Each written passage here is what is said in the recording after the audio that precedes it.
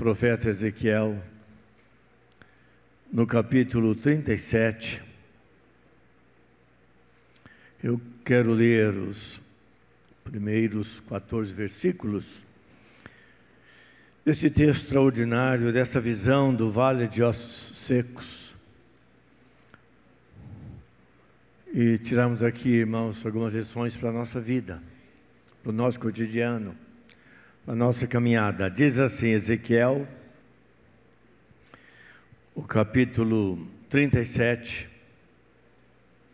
começando com o versículo 1. Veio sobre mim a mão do Senhor, e Ele me levou pelo Espírito do Senhor e me deixou no meio de um vale que estava cheio de ossos. Me fez andar ao redor deles, eram muito numerosos, na superfície do vale onde estavam sequíssimos. Então me perguntou, filho do homem, acaso poderão reviver estes ossos? Respondi, Senhor Deus, tu sabes. Disse-me ele, profetiza a estes ossos. E diz-lhes, ossos secos, ouvi a palavra do Senhor. Assim diz o Senhor a estes ossos, eis que farei entrar o Espírito em vós e vivereis. Versículo 6, porei tendões sobre vós, farei crescer carne sobre vós estenderei pele, e porei em vós o Espírito e vivereis, e sabereis que eu sou o Senhor. Então profetizei segundo me fora ordenado. Enquanto eu profetizava, houve um ruído, um barulho de ossos, que batiam contra ossos, e se ajuntavam cada osso ao seu osso. Versículo 8, olhei, e eis que haviam tendões sobre eles, cresceram as carnes, se estendeu a pele sobre eles, mas não havia neles o Espírito. Então ele me disse, profetiza, Espírito, profetiza ao Filho do Homem, e diz-lhe, assim diz o Senhor, vem dos quatro ventos, ó Espírito, e assopra sobre estes mortos, para que vivam. Versículo 10, profetizei, como ele me ordenara, e o Espírito entrou neles, e viveram e se puseram em pé. Um exército sobremodo numeroso.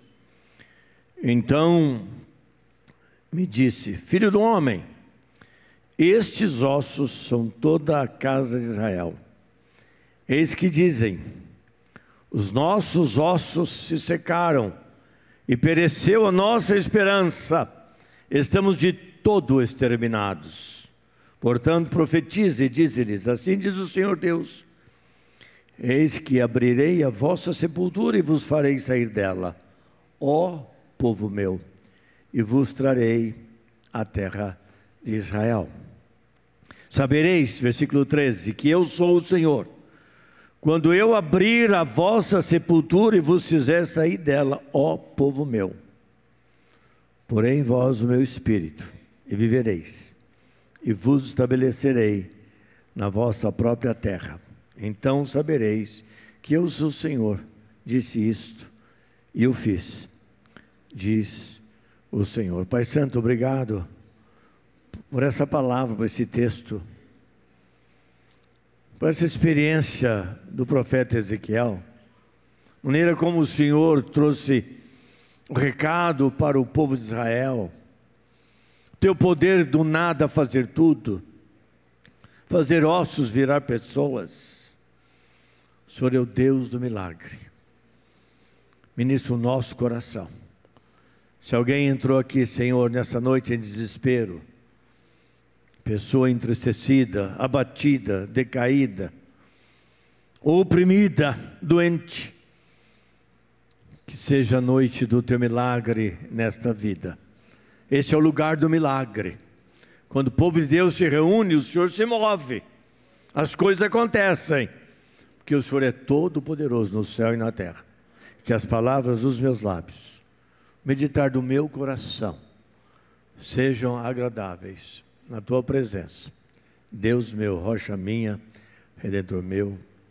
Amém.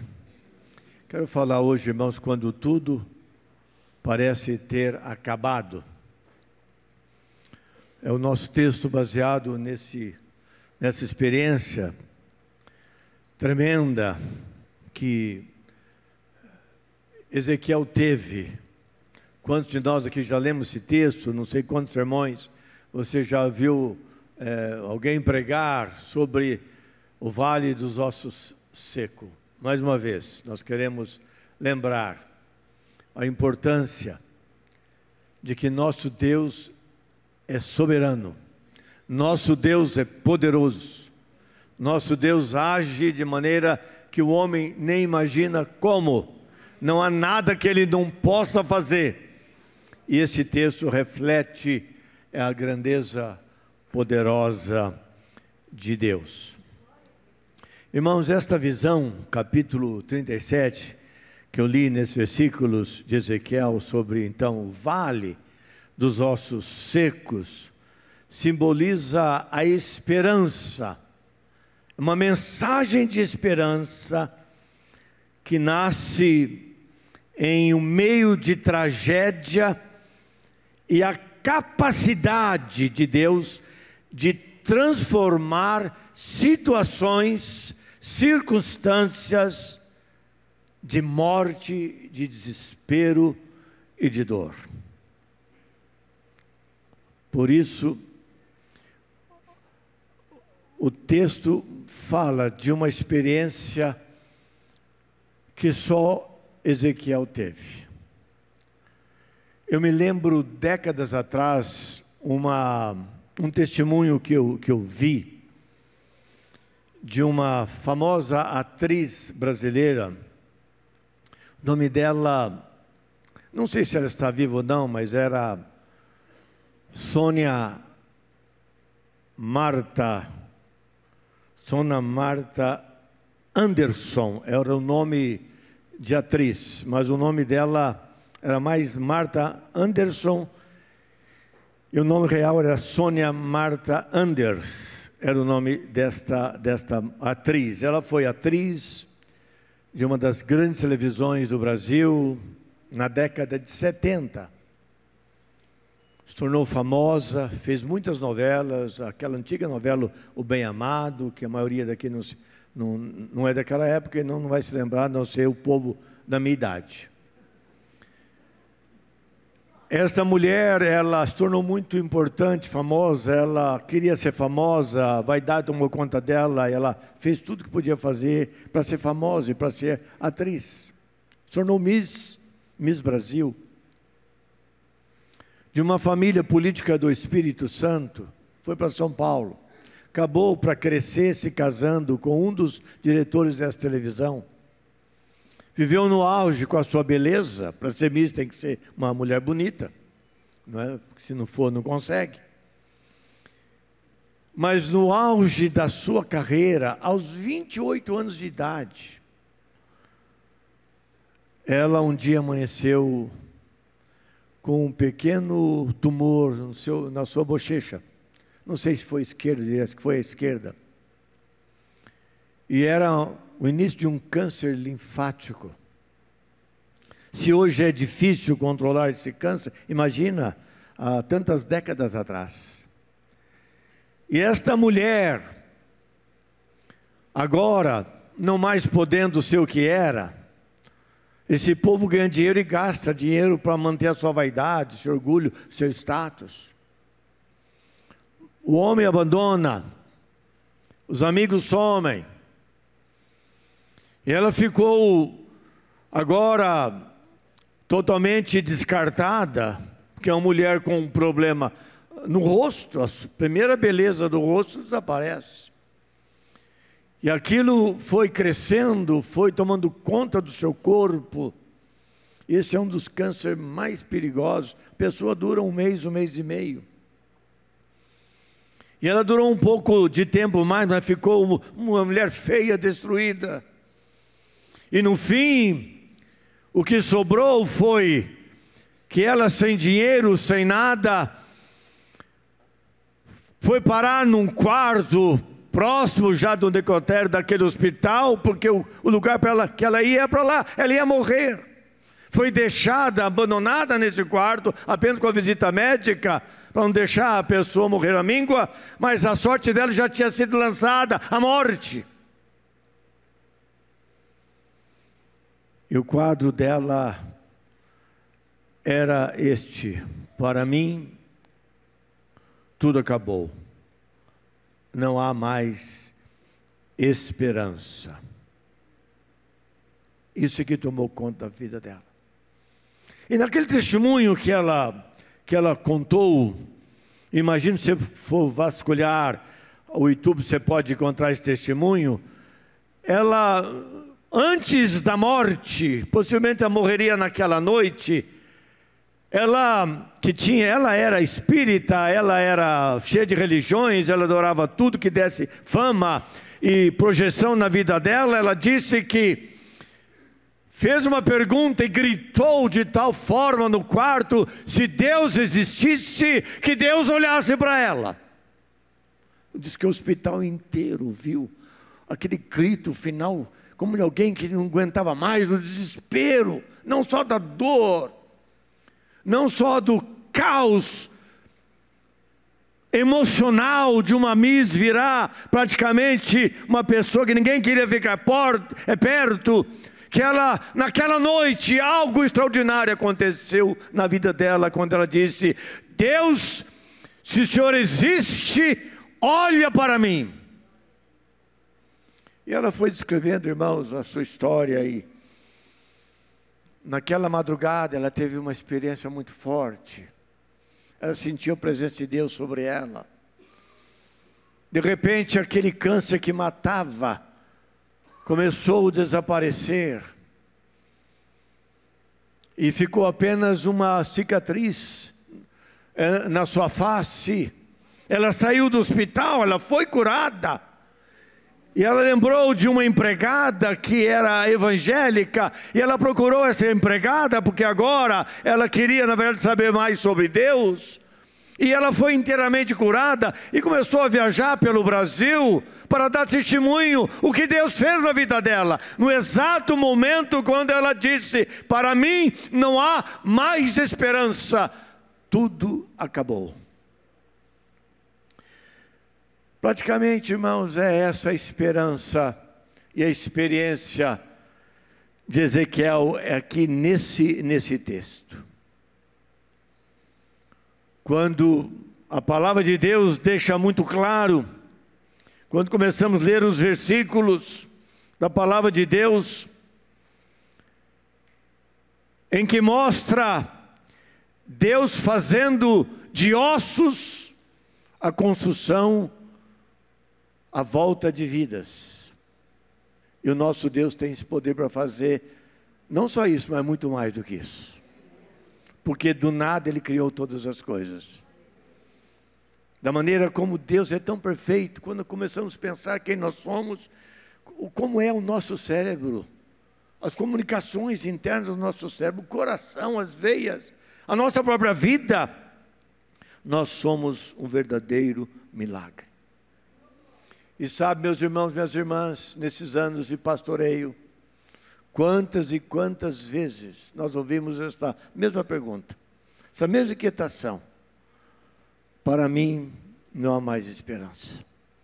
Quantas pessoas nesses anos, certamente os demais pastores que aqui estão, ouviram esta mesma indignação: não há solução para o meu problema. E nesta noite, quando lemos este texto extraordinário, o que devemos fazer e ver aqui nesse texto, na experiência de Ezequiel, é que Deus pode juntar todas as coisas, todos os cacos, aquilo que humanamente falando não tem mais jeito, nem solução, e Ele pode construir tudo para a sua honra e para a sua glória. Porque o versículo 11, como nós ouvimos falar, diz: os nossos ossos se secaram e pereceu a nossa esperança. Estamos de todo exterminados. Não tem mais solução para o nosso caso. E foi exatamente, irmãos, numa época de abatimento, uma época sem canção, numa época sem refrigério, numa época de indignação, é que Deus levantou o profeta Ezequiel. E para que ele registrasse esse texto extraordinário, como diz aqui o versículo 14: porém vós, o meu espírito, e vivereis, e vos estabelecerei na vossa própria terra, então sabereis quem eu sou, porque eu sou o Senhor, diz isto e fiz, diz o Senhor é Deus. Ezequiel, quando foi tirado de Jerusalém, debaixo do domínio do rei Joaquim, ou Jeoaquim, e levado o povo para o cativeiro, ele era um jovem, um homem jovem, de 25 anos de idade. Israel foi levado para o cativeiro por aqueles 70 anos. E quando ele foi levado como exilado, para cuidar dos exilados. Porque Deus o havia chamado para ser um profeta. Deus conhecia o coração deste homem. Não importa onde ele estaria, ele seria um profeta, ele seria um sacerdote, ele seria um homem de profunda intimidade e comunhão com o próprio Deus. E ali, este homem então dava amparo aos cativos. Um cativo cuidando dos outros cativos. Para realmente ajudarmos alguém, irmãos, nós temos que estar muito perto e muito junto. Uma pessoa que precisa de ajuda, precisa de companheirismo. Uma pessoa que está passando por luta, por crise, por dificuldade, por indagações, ele precisa de companheirismo. Porque era assim que Jesus fazia. Jesus trazia as pessoas para junto dele. Jesus amava aqueles que ninguém amava. Jesus falou com os leprosos que todos fugiam e pela lei nem podiam ficar perto deles. Jesus amparou todos. Jesus amou sem nenhuma distinção as pessoas que chegavam próximo dele. Jesus, portanto, ele sempre, onde esteve, com quem esteve, e a mensagem que ele deixou, foi sempre trazendo uma esperança ao mundo desesperançado. Trazer graça e paz para um coração que está passando pelo vale, pelo sofrimento e pela dor. Então a visão desse texto, a visão do vale de ossos secos, é uma promessa que Deus dá a Israel. Mas há implicações para a nossa vida de hoje. Quais seriam essas aplicações? Baseado nesse texto. Em primeiro lugar, segundo versículos 1 e 2, nós temos que reconhecer a existência dos ossos secos na nossa vida. O grito de socorro de Martha Anderson foi no prelúdio da sua morte. Quantos de nós, certamente que aqui estão passando por lutas e crises, indagações, procurando uma resposta, esperando de Deus manifestação do seu poder. Mas para que o milagre venha em nós e sobre nós, nós precisamos reconhecer esses ossos secos dentro do nosso coração e na nossa vida. Alguém já disse que nós pecamos no varejo e pedimos perdão no atacado. Não funciona assim com Deus. Nós temos que dizer: Senhor, eu pequei, Senhor, eu errei.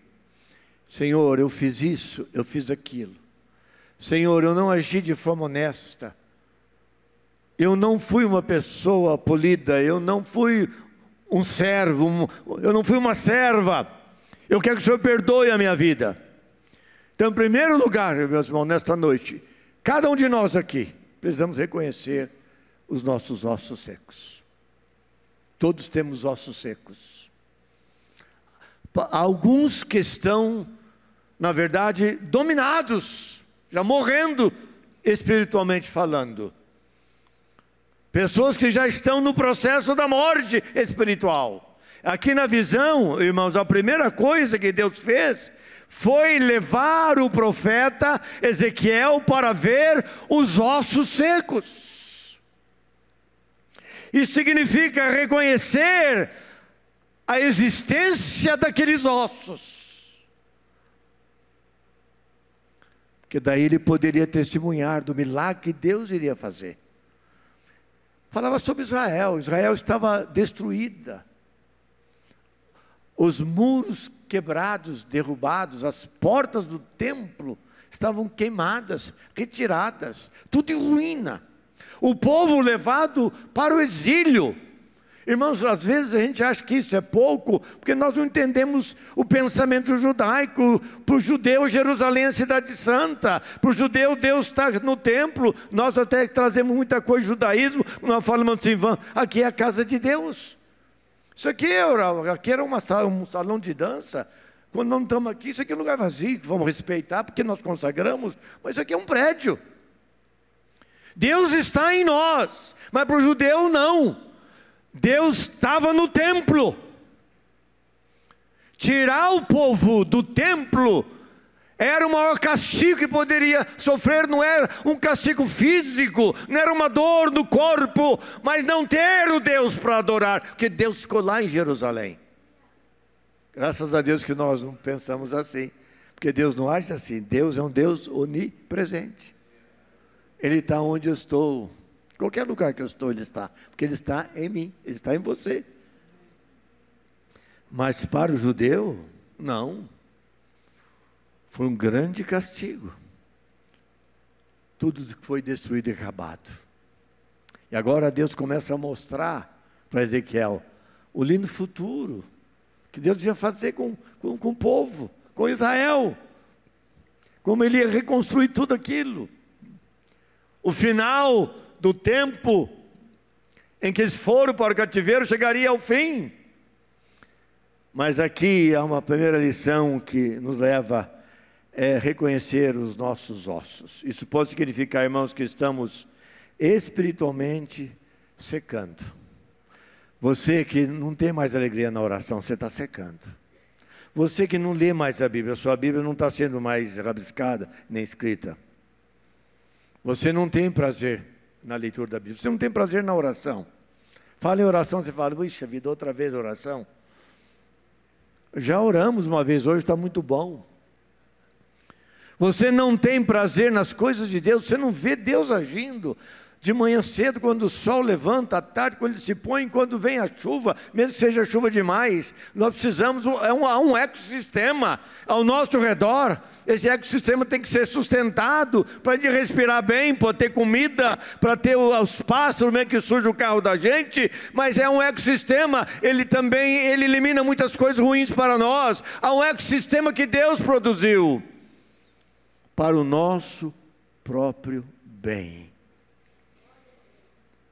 Então, na vida espiritual, meu irmão, minha irmã, não sei, cada um aqui conhece a sua vida. Embora fisicamente vivos, podemos estar sem vida espiritual. Está morrendo. Você não ora, você não quer mais a célula, você não contribui com a igreja, você não tem prazer nisso, até você não gosta desse momento do culto, você não gosta do ministério de família, de nada. Talvez você goste de entrar aqui, ouvir, sentar lá no último banco, terminar aqui, você já corre para embora, e talvez você está cumprindo um ritual espiritual. Irmãos, esse texto fala que Deus quer colocar carne, músculo, nervo, pele no nosso espiritual, fortalecer o nosso coração, nos fazer sonhar com a grandeza de Deus, esperar tempo novo, porque Deus é perfeito e Ele está no controle de todas as coisas, embora tudo parece que estamos abandonados e deixados, esquecidos em algum lugar. Quais são os indícios, irmãos? Primeira coisa é falta de oração. Não tem alegria na oração. Não tem alegria na leitura da Bíblia. Pecado na vida. Os negócios enrolados. As palavras não sendo cumpridas.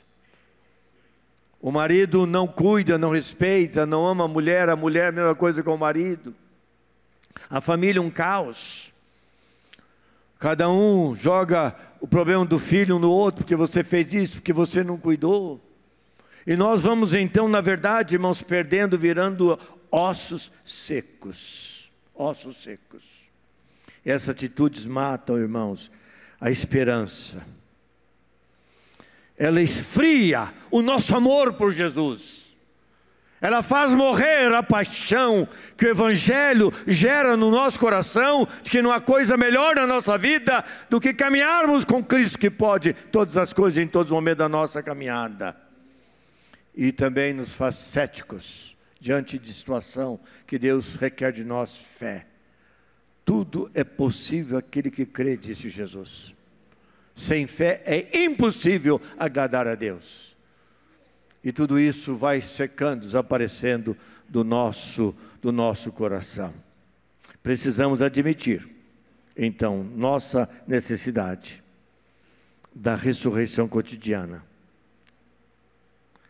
Dessas áreas secas da nossa própria vida. O versículo 11, olha o que eles diziam: os nossos ossos se secaram e pereceu a nossa esperança. Estamos de todo exterminados. Irmãos, aqui vários textos que podemos lembrar como que o pecado, ele nos faz virar osso seco. Talvez uma das experiências bem comum, bem clara no Novo Testamento, foi a experiência de um menino que nasceu numa família rica, abençoada, e depois recebeu um nome que ele nunca teve, o filho pródigo. Ele com dinheiro, ele esqueceu de tudo. Longe de Deus, longe da família, tudo se acaba. Até que houve um momento que ele sentiu que ele era um osso seco. E diz que ele caiu em si. Lucas 15, 18 a 20. Caindo em si, ele disse: levantar-me-ei, irei ter com meu pai, direi: Pai, eu pequei contra ti e pequei contra os céus. Não sou digno de ser recebido nem como teu filho, mas me recebe como um dos teus trabalhadores. Foi ali que mudou, começou a mudar. Há algo que depende de nós, irmãos, para que Deus continue nutrindo, fortalecendo a nossa vida e o nosso coração. Então não há nada mais infrutífero do que gastar nossas energias tentando ser apenas religiosos. Precisamos de admitir os nossos ossos. Eles são nossos. Mas há uma segunda verdade aqui, irmãos, que eu caminhar já para o final. Ficar apenas nas duas lições. Segunda lição está lá no versículo 9 e 10, que diz assim: então Deus disse, então ele me disse: profetiza ao Espírito, profetiza ao Filho do Homem, e diz-lhe: assim diz o Senhor Deus, vem dos quatro ventos, ó Espírito, e assopra sobre esses mortos para que vivam. E o versículo 10 diz: profetizei como ele ordenara, e o Espírito entrou neles, nos ossos, e viveram e se puseram em pé, um exército sobremodo numeroso. A segunda lição para a sua vida e para a minha vida, se a primeira é admitir meus ossos, aquilo que está sendo, não vale nada, osso não vale nada, é jogado, é colocado num saco preto e deixado do lado do caixão da própria pessoa que morre. São os ossos deixados. É coragem determinante para repudiá-los. Nós precisamos de reconhecer em nós o que tem que ser colocado para fora. É isso que esses dois versículos nos ensinam aqui. Então o profeta ouviu a voz de Deus, ele agiu segundo a voz de Deus, do Espírito de Deus, que é o próprio Deus, e tudo começou a mudar ali na vida. Repudiá-los, irmãos, é crer no milagre da transformação. É saber que Deus pode, que Deus tem poder. É a ação do Espírito Santo que vem em nós e começa a operar em nós, abre a nossa mente, faz o nosso coração crer e nos conduz na direção correta para experimentarmos o sobrenatural que Deus tem reservado para a vida de cada um de nós. Se há ossos em nós, irmãos, é hora de buscar a vida. E a vida nós vamos encontrar numa dimensão de relacionamento íntimo com o Senhor Jesus Cristo. Nossa vida não pode resumir, irmãos, apenas de participar de atividades que a igreja oferece, mas temos que desenvolver uma comunhão, conhecer mais quem Cristo é, sermos mais ousados diante das lutas que nós temos, gritar por socorro, como fez Marta Anderson antes dela morrer. Nós precisamos de experimentar o sobrenatural. O apóstolo Paulo, ele escreve a sua carta lá aos Coríntios, irmãos, e ele nos traz uma palavra assim, tão conhecida no nosso dia a dia, mas muito importante. Paulo diz, assim como quem está em Cristo é nova criatura. Uma pessoa transformada. É nova criatura. É Deus que nos refaz. Que as coisas velhas ficaram para trás, eis que tudo se fez novo. É Ele que pode fazer isso na nossa vida. Não importa o estágio que nós estamos passando, a incredulidade que temos vivido, o desânimo que tem abatido, os desejos que não agradam o coração de Deus e nem o Espírito Santo é de Deus. E Jesus, irmãos, o grande pastor, ele já nos orientou e nos preparou e nos advertiu. Lá em João 10, ele diz, olha, o ladrão, que é Satanás, o diabo, ele vem para matar, roubar e destruir. E quantas vezes os ossos estão se tornando secos porque esse ladrão, que é Satanás, ele tem encontrado espaço na nossa vida, na sua vida. Ele vem para destruir. Mas Jesus diz, ao encerrar esse versículo, ele diz, mas eu vim, eu estou aqui para que tenham vida e tenham em abundância. Veja só que Deus, irmãos, Ele gosta da abundância. Jesus quer abundância, Ele quer mais de nós, Ele quer agir de maneira mais poderosa em nós do que menos. E a nossa tendência é menos. É menos. Não, eu já vou no culto. Esse negócio de face a face de homem, eu vou todo domingo, estou lá. Vou ouvir as mesmas histórias. Ah, minha mãe lia a Bíblia. O Senhor quer mais de nós. Nós temos que ter coragem para repudiar os ossos secos da nossa vida.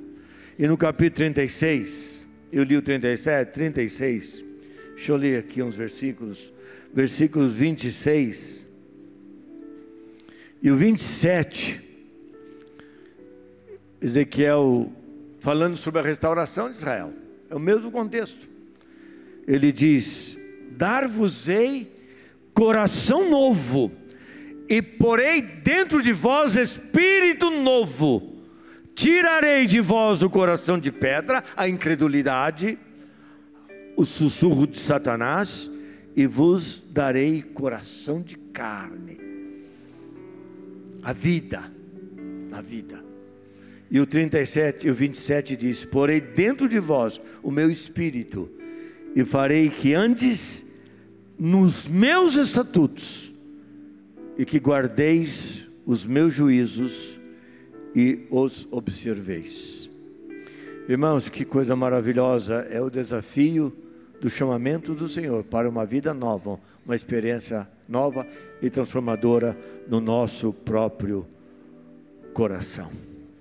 Por isso que o apóstolo Paulo, quando escreve uma das suas cartas, talvez a carta mais teológica do Novo Testamento, escrita por Paulo, capítulo 8, versículo 1, quando Paulo, ele afirma naquele texto: agora, pois, já nenhuma condenação há ou existe para aqueles que estão em Cristo Jesus. O que Paulo está dizendo?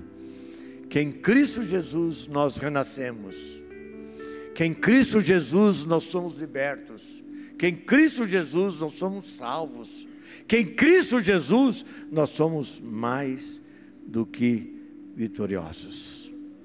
Irmãos, é rendição completa.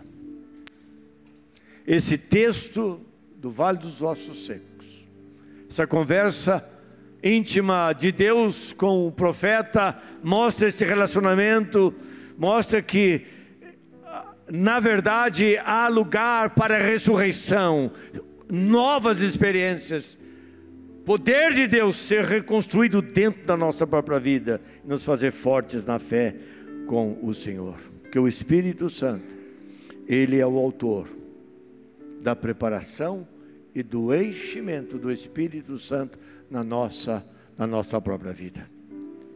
Eu quero encerrar esta palavra, irmãos, dizendo o seguinte: Martha Anderson estava para morrer. Ela estava na antessala da morte. Ela renunciou aos seus ossos secos. Não importa o passado, é o que Cristo pode fazer em nós, independentemente do nosso passado. E ninguém entendeu, a medicina não entendeu. E esta mulher andou pelo Brasil, na década de 70, começo de 80. Nem sei se ela está viva, quantos anos ela está. Mas é dando testemunho do poder de Deus sobre a vida dela. Qual é o encerramento desse momento na sua vida, na nossa vida, na minha vida, irmãos? Vamos deixar que o Espírito Santo, irmãos, reconstrua em nós o grande plano eterno de Cristo.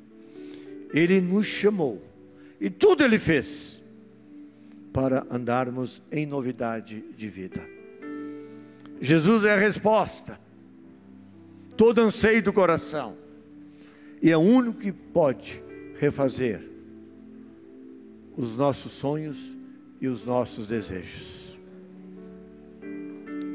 Por isso Ele disse: vinde a mim, todos vós que estáis cansados e sobrecarregados, eu vos aliviarei. Tomai sobre vós o meu jugo, e aprendei de mim, porque eu sou manso, sou humilde de coração.